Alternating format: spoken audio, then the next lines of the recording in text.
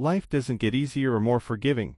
We get stronger and more adaptable. Dr. Steve Maraboli. What would you do if life threw you a curveball? Would you crumble, or would you rise? Today, we're diving into two of the most powerful tools you can have in your personal development toolkit: resilience and adaptability. Welcome back to Unlock Your Potential, where we uncover the tools to help you grow, thrive, and confidently navigate life's uncertainties. This episode isn't about theory, it's about action. By the end of our time together, you'll clearly understand what resilience and adaptability mean, why they're essential, and how to start building them in your own life.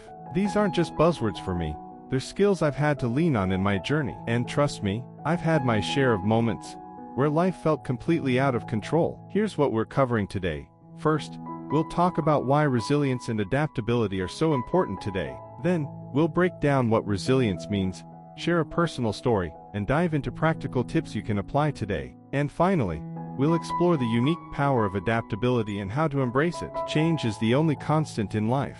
Yet, many of us resist it, fearing the unknown or clinging to the familiar. But here's the thing, resistance only makes change harder. That's where resilience and adaptability come in. Think about someone losing a job they've had for years. It's terrifying, right? But it's also an opportunity, maybe to explore a dream, learn a new skill, or even redefine what success looks like. Or consider global events like the pandemic. It forced us all to adapt, whether that meant working from home, learning new technology, or finding joy in smaller, simpler things. We can't control when change happens, but we can control how we respond. Resilience helps us bounce back from challenges, and adaptability ensures we don't just survive change, but thrive in it. So let's start with resilience. What does it mean, and how can you cultivate it? Resilience is the ability to recover quickly from difficulties. It's not about avoiding failure or pain, it's about rising stronger every time you fall. Some people think resilience is about being unshakable or emotionless, but true resilience embraces vulnerability. It's about saying, "This is tough, but I can get through it." Resilience involves emotional regulation, knowing how to process your emotions instead of being overwhelmed by them. It's also about perspective, choosing to see setbacks as opportunities for growth rather than permanent failures. And it's about resourcefulness, finding solutions even when the odds are against you. Resilience is like a muscle. Every time you face a challenge, you're lifting a little more weight. Over time, you get stronger. Or think of it as a rubber ball. When you throw it down, it bounces back up, sometimes higher than before. But resilience isn't just an abstract concept. Let me share a personal story about how I built resilience in my own life. Let me take you back to a time in my life when I faced one of the biggest challenges I've ever experienced. It was a moment that tested not just my patience and strength, but also my belief in myself. A few years ago, I was working at a job that, quite honestly, defined me. It was my dream role, or so I thought. I poured my heart and soul into it, often working long hours, skipping vacations, and giving it my all. But one day, completely out of the blue, I was called into a meeting. And just like that, I was let go. No warning, no time to prepare, just a thank you for your contributions, and a box to pack my belongings. I remember walking out of that office in a daze. My mind was spinning.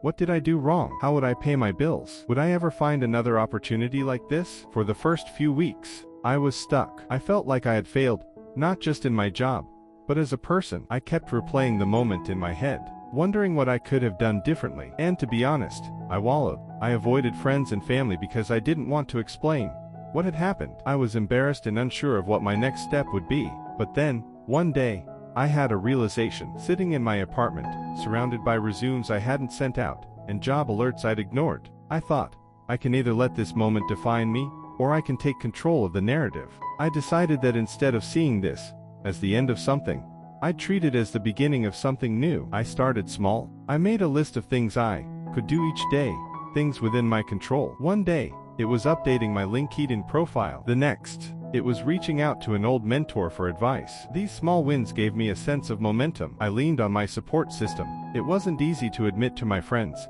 and family how much I was struggling, but when I did, they showed up for me. They reminded me of my strengths and encouraged me to keep going. I also shifted my mindset. Instead of asking, "Why did this happen to me?" I started asking, "What can I learn from this?" I realized I'd been so focused on my job that I'd neglected other parts of my life, like my health, hobbies, and relationships. This was a chance to rebalance. Slowly but surely, things started to turn around. A former colleague reached out about a freelance opportunity, which led to more projects. I began exploring a side hustle I'd always been curious about. Along the way, I discovered a new passion for personal development, something I might never have found if I hadn't been forced out of my comfort zone. Looking back, losing that job felt like the worst thing that could have happened. But in reality, it was a gift in disguise. It pushed me to grow in ways I never would have otherwise. I learned that resilience isn't about pretending everything's fine. It's about taking one step at a time, even when the path ahead feels uncertain. So, if you're facing a challenge right now, know this: you're stronger than you think. And even in your lowest moments, you have the ability to rise.